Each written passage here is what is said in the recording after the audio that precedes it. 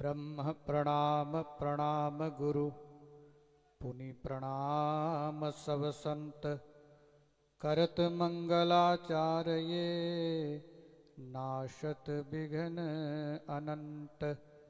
बोल सच्चिदानंद भगवान की, सत्य सनातन धर्म की। परमहंस दयाल जी महाराज, श्री नंगली निवासी भगवान, श्री नंगल बिहारी महाराज की, श्री परमपुरी भगवान की जय। अनंत कोटि ब्रह्मांड नायक परमात्मा स्वरूप, घट घटवासी अजान बाहु, श्री नंगली निवासी भगवान जी के चरणारविंदों में उपस्थित आदरणीय पूज्य श्रद्धेय संत समाज, मेरी माताओं बहनों भाइयों, आज हम सब यहाँ श्री नंगली साहिब में पंचकुला से आए हुए पूज्य चरण बहन जी के साथ कथाव्यास श्री स्वामी जी के मुखारबिंद से अपने आराध्य देव नंगल वाले महाराज जी के वचनों को श्रवण कर रहे हैं। बड़ा सौभाग्य है और ये आपकी हमारी बुद्धि के ऊपर निर्भर करेगा कि हम इन प्रवचनों में से क्या निकाल पाते हैं, क्या अपनी झोली में डालकर उसे ले जाएंगे और उसे कितने दिनों तक याद रख पाएंगे। ये सब आप हम सब के ऊपर ही निर्भर करेगा। बाकी यहाँ सुनने और सुनाने की कोई कमी नहीं है।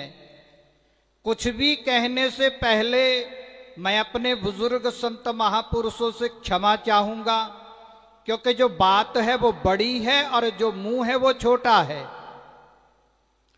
एक बार मुझे यहाँ नंगली साहब में एक जालंधर के भक्त मिले थे। उनसे कुछ चर्चा शुरू हुई और वे भगत जी आंसू तो बहाते ही हैं, भक्त वही होता है जो आंसू बहाता है। वो सुनाने लगे और मैं सुनने लगा। वे बोल रहे थे कि एक बार नंगल वाले महाराज जी अपने नंगल बिहाला आश्रम में विराजमान थे। उसी समय भक्तों के बीच में एक बड़े तंदुरुस्त, बड़े फुर्तीले, हमारे शास्त्र उदाहरण देते हैं ना, सुवर्ण तो तपाए हुए सोने की तरह उनका चेहरा चमक रहा था और वो उछलते कूदते नंगल वाले महाराज जी के सामने आकर खड़े हुए, थोड़ा मुस्कुराए, फिर उन्होंने सामने ही उस भूमि के ऊपर एक गोल घेरा बनाया और उस गोल घेरे के बीच में एक लकीर खींच दी और खड़े होकर मुस्कुराने लगे। नंगल वाले महाराज जी ने क्या किया कि उसी जगह एक गोल लकीर खींच करके छोड़ दिया उसे। अब हुआ क्या कि वो तंदुरुस्त साधु, बड़ा योगी था वो तो उल्टी छलांग मारकर वहां से दौड़ गया, एक क्षण भी वहां नहीं टिका। भक्तों के आश्चर्य का ठिकाना न रहा। भक्त पूछना चाहते लेकिन नंगल महाराज जी से सब डरते थे, पूछ नहीं पाते, महाराज जी ये क्या हुआ। गुरु महाराज जी स्वयं ही बोलने लगे, बेटा ये जो साधु था ये बड़ा योगी था, ये साधारण नहीं था। इसने जो गोल घेरा बनाया, बीच में लकीर खींची, इसका मतलब उसने ये बताया कि महाराज मेरा तो इस जगत में आखिरी जन्म है, इसके बाद मैं जीवन मुक्त हो जाऊंगा। बेटा मैंने गोल घेरा बना करके उसको ये संकेत दिया कि तेरा आखिरी जन्म है और मैं जीवन मरण से मुक्त हूं, जीवन मरण से रहित हूं। ऐसे हैं हमारे पूज्य स्वामी नंगल वाले महाराज। भाई जो परमहंस महाराज है वो योगेश्वर हैं। अच्छा, मैंने भागवत में एक बात पढ़ी कि परमात्मा श्री कृष्ण योगेश्वर हैं। अच्छा, योगेश्वर किसको कहते हैं? जो दूसरे को भी योगी बना दे, सिद्ध बना दे, वो योगेश्वर। अब परमहंस महाराज ने नंगली वाले महाराज को योगेश्वर बनाया, और जितने भी नंगली वाले महाराज के संत थे वो सब योगेश्वर थे। उन्होंने सबको योगेश्वर ही बनाया। बातें बड़ी गहरी हैं, समझ आए तो बहुत अच्छी बात है। सूत जी महाराज कथा सुनाने लगे, मना कर गए। शौनक जी ने कहा नहीं नहीं, आप संकोच ना करो, हमें कथा सुनाओ। सूत जी कहते नहीं नहीं, मैं बहुत छोटा हूं, आप ज्ञान वृद्ध हैं, आप ब्रह्मा जी के मानस पुत्र हैं, 30-40 लाख की आयु है, मैं नहीं सुना सकता। फिर महापुरुष उदाहरण देते हैं, महाराज बल वृद्धा, धन वृद्धा, आयु वृद्धा तथैव च ते सर्वे ज्ञान वृद्धस्य किंकराः शिष्य किंकराः। अर्थ बड़ा आसान है। कोई बल में बड़ा है, कोई धन में बड़ा है, कोई आयु में बड़ा है, लेकिन जो ज्ञान वृद्ध है, जो ज्ञान में बड़ा है, जो तत्वदर्शी है, जो ब्रह्म ज्ञानी है, वो सबसे बड़ा है। ये ऊपर कहे गए धन वृद्धा, बल वृद्धा, आयु वृद्धा, ये किस स्थान पर बैठे हैं? कहते हैं किंकराह शिष्य किंकराह। जो उस ज्ञान वृद्ध, उस ब्रह्म ज्ञानी के नौकर हैं, फिर उस नौकर के चेले हैं, उस चेले के जो नौकर हैं उस जगह बैठे हैं, ये धनवान और ये बलवान। इसलिए धनवान बनने की कोशिश नहीं, बलवान बनने की कोशिश नहीं। यदि बनना है तो ज्ञानी बनने का प्रयास करो। अज्ञानी कहां मिलेगा? तुलसीदास महाराज ने कह दिया, सर्व सब ही सुलभ, सब दिन सब देशा, सेवत सादर समन कलेसा। सूत जी व्यास जी महाराज ने ग्रंथ लिख दिया ब्रह्म सूत्र। उसमें पहला ही सूत्र क्या लिख दिया? अथा तो ब्रह्म जिज्ञासा। मेरे भाई बहनों, हम उस ब्रह्म के प्रति, उस तत्वदर्शी महापुरुष के प्रति जिज्ञासा बनाएं, जिज्ञासा दिखाएं, तो आज भी ना तो वो कभी मरे हैं ना मरते हैं। एक बात रह चली थी, नंगल वाले महाराज जी के समय में एक पत्रिका निकलती थी जिसका नाम था ईश्वर आराधना। 30-32 साल पहले मैंने उसमें प्रवचन पढ़ा था। नंगल वाले महाराज कहते हैं जो साधक साधना करते करते करते ऐसी स्थिति में पहुंच जाता है कि वो अपने शरीर में से निकल करके बाहर खड़ा हो जाता है, फिर शरीर में प्रवेश करता है, फिर बाहर आता है।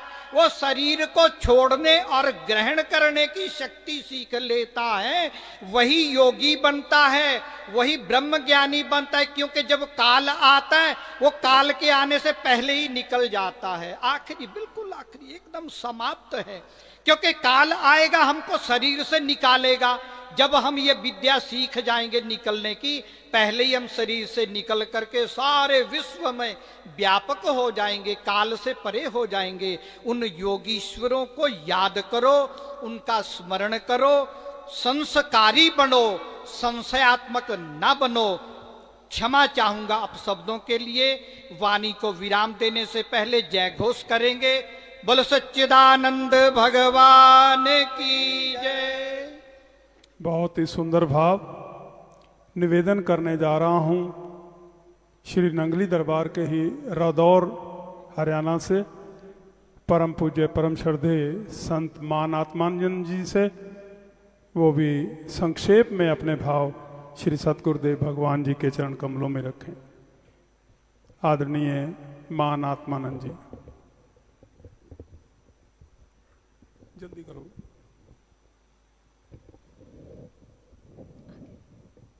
बोलो जयकारा, बोल मेरे श्री गुरु महाराज की जय।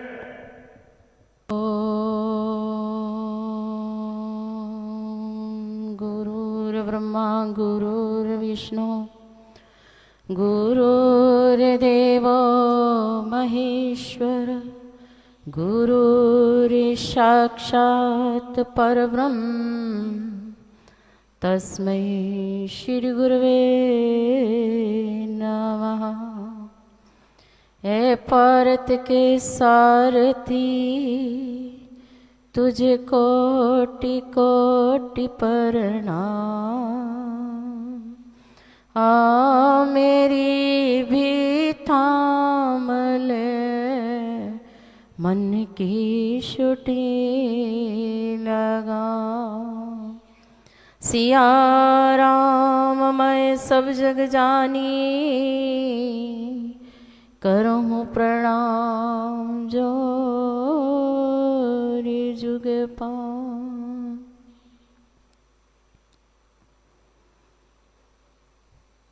परम पूज्य करुणालय वरुणालय कर्तुम अकर्तुम सर्व समृद्ध हम सभी जीवों के ऊपर कृपा करुणा बरसाने वाले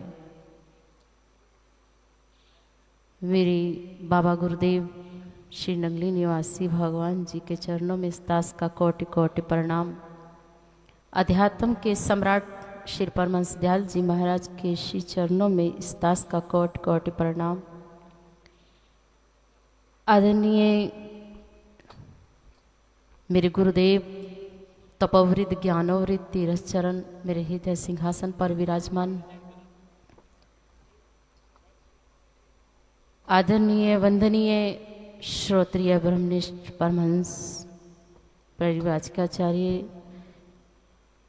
श्री स्वामी हीरानंद जी महाराज, श्री स्वामी परम जी महाराज, उनके चरणों में इस दास का कोटि कोटि प्रणाम। आदरणीय वंदनीय व्यासपीठ पर विराजमान श्री स्वामी सुरेशानंद जी महाराज, आदरणीय वंदनीय पूजनीय विदित संत समाज और उस परमपिता परमात्मा की अंश पुण्य पवित्र आत्माओं, आज हम सभी के जीवन का बहुत ही बड़ा सौभाग्य है जो हमें गुरुदेव की पुनः स्मृति का स्मरण करवा दिया श्री स्वामी जी महाराज ने और बाई जी ने, माया बहन जी ने, जो कि गुरु दरबार की एक सेवा पर इतने न्योछावर, उन्हें दिन का नहीं पता, रात्रि का नहीं पता, हर समय सेवा में संलग्न रहती है और जो भी उनकी शरण में आता है उनको वो सबसे पहले सेवा ही प्रदान करती। और समय भी बहुत कम है, मन में भाव भी बहुत उभर रहे हैं, लेकिन मेरे गुरुदेव ने जो रादौर वाले महाराज श्री 116 वर्ष का जीवन पूर्ण किया, श्री नंगली निवासी भगवान जी की निजी सेवा की, श्री गुरु महाराज जी के ब्रह्मलीन होने पर अंतर ध्यान होने के उपरांत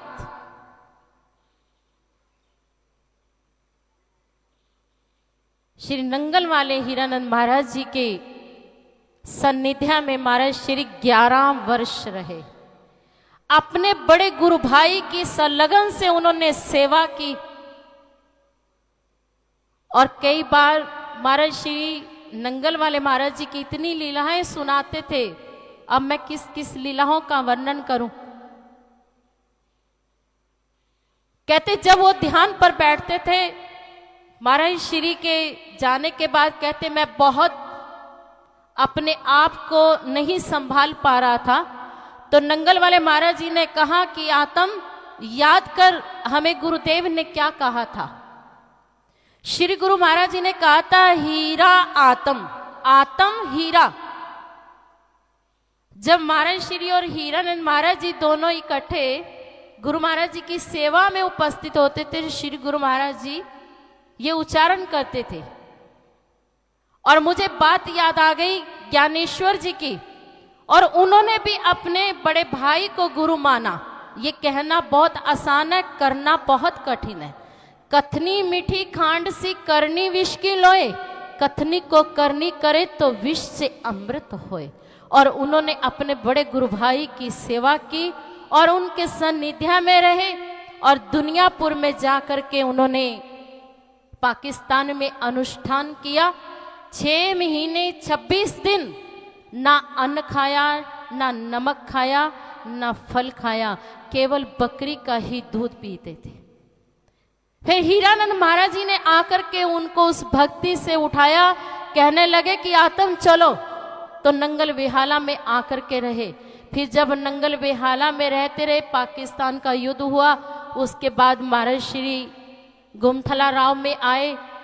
महाराज श्री नंगल वाले गुमथला राव में भी आए, और रादौर के मंदिर की जो नींव रखी थी हीरानंद महाराज जी के कर कमलों में रखी गई थी।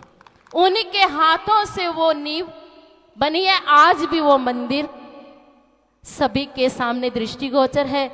और जब 1962 में श्री गुरु महाराज जी की मूर्ति स्थापना होनी थी, तो उस समय महाराज श्री नंगल बेहाला गए, महाराज से प्रार्थना की, लेकिन महाराज जी का स्वास्थ्य थोड़ा ढीला था, अस्वस्थ थे। तो महाराज श्री ने कहा कि बेटा आप कार्य करो तो मैं अवश्य आऊंगा।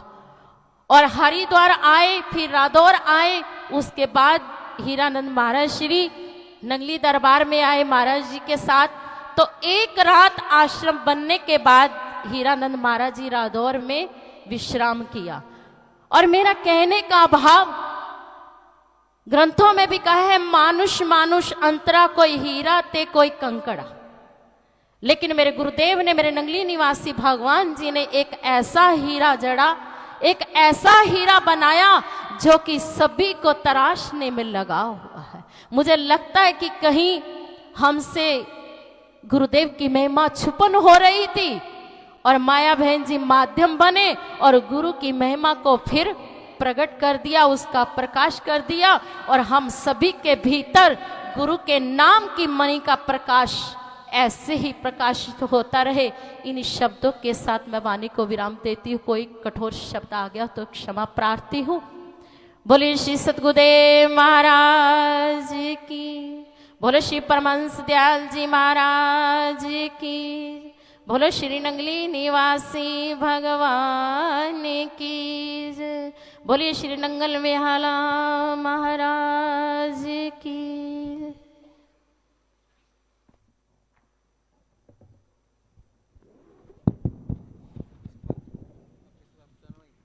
निवेदन करने जा रहा हूं परम आदरणीय संत नरेश भाई जी से, कृपया संक्षेप में अपने भाव श्री सतगुरुदेव भगवान जी के चरण कमलों में प्रस्तुत करेंगे।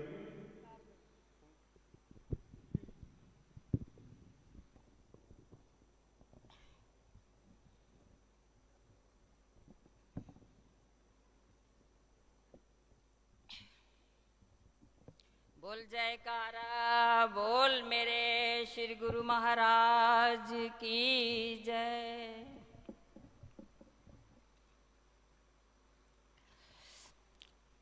अर्चनीय वंदनीय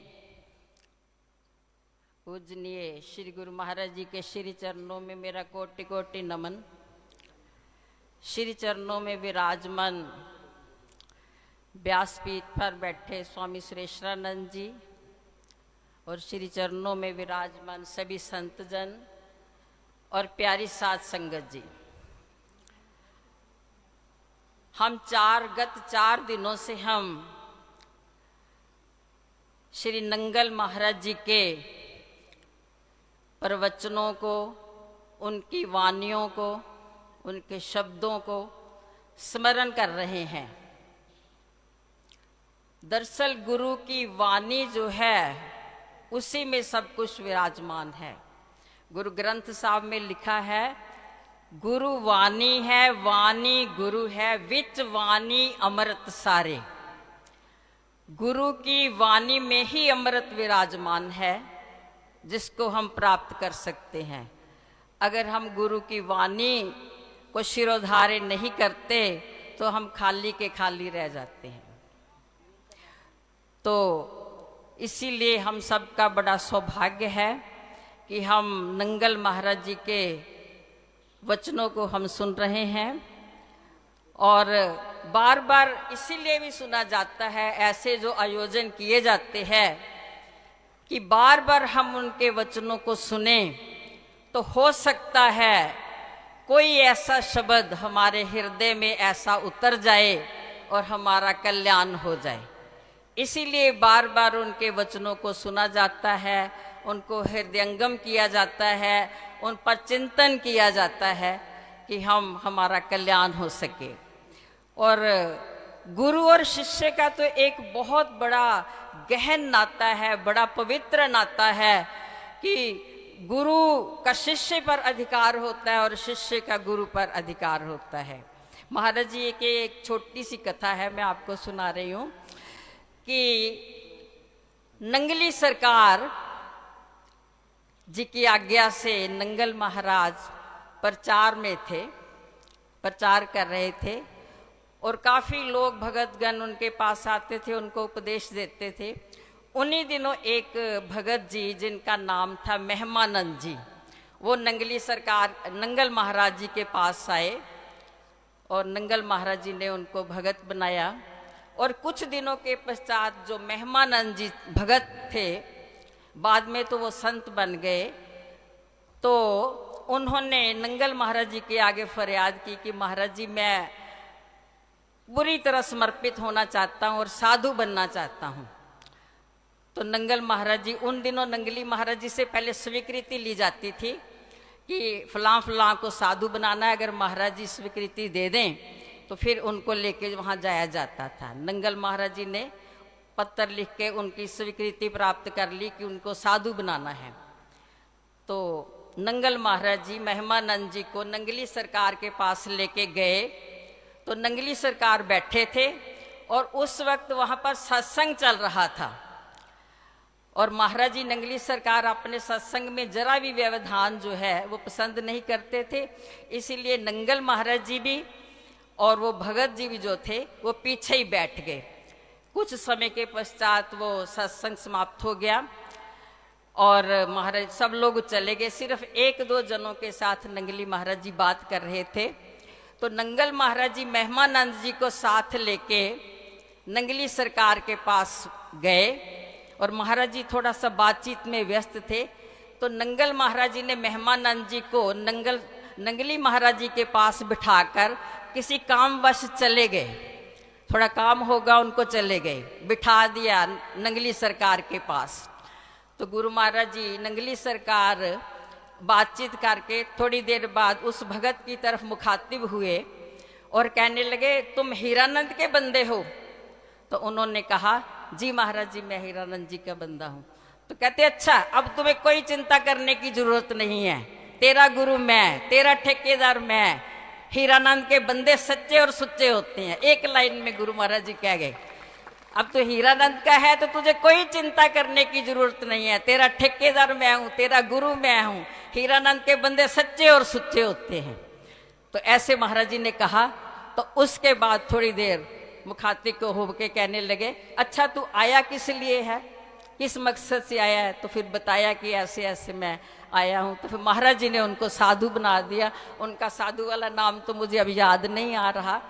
तो ये कैसा एक शिष्य और गुरु का आपस में एक वो है, अधिकार है। कहते हमारे इश्क का कुछ और अंदाज है, हमको उस पे नाज है और उनको हम पे नाज है। गुरु महाराज जी को अपने नंगल महाराज जी पर कितना नाज था कि उनके बंदे सच्चे और सुच्चे होते हैं। तो ये है प्रेम की बात, ये अंदर की बात है। हम लोग तो वहां तक उन गहराइयों तक पहुंच ही नहीं पाए। कहते इस राज को क्या जानने साहिल के तमाशाई, हमने डूब के जानना है सागर की गहराई। सागर की गहराई को जानने के लिए वहां डूबना पड़ता है। जैसे निजामुद्दीन औलिया जी को अपने शिष्य पर कितना नाज था। वो कहते थे कि जब मैं भगवान के पास, खुदा के पास जाऊंगा और खुदा मुझसे पूछेगा तू मेरे लिए क्या उपहार लेके आया, तो मैं खुदा को कहूँगा मैं अपने शिष्य खुसरो का दिल आपके पास लेके आया। ये कितना बड़ा नाज है अपने शिष्य पर।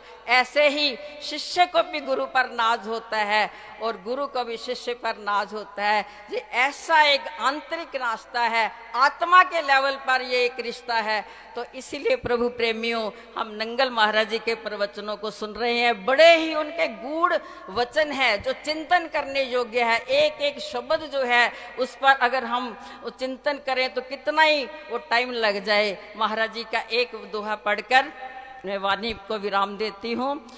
महाराज जी कहते हैं, महाराज जी के दोहों में लिखा है, मान कामना त्याग कर सेवा कर्म कमाए, हीरानंद सेवक कभी 84 नहीं जाए। बोल जयकारा बोल मेरे श्री गुरु महाराज की जय।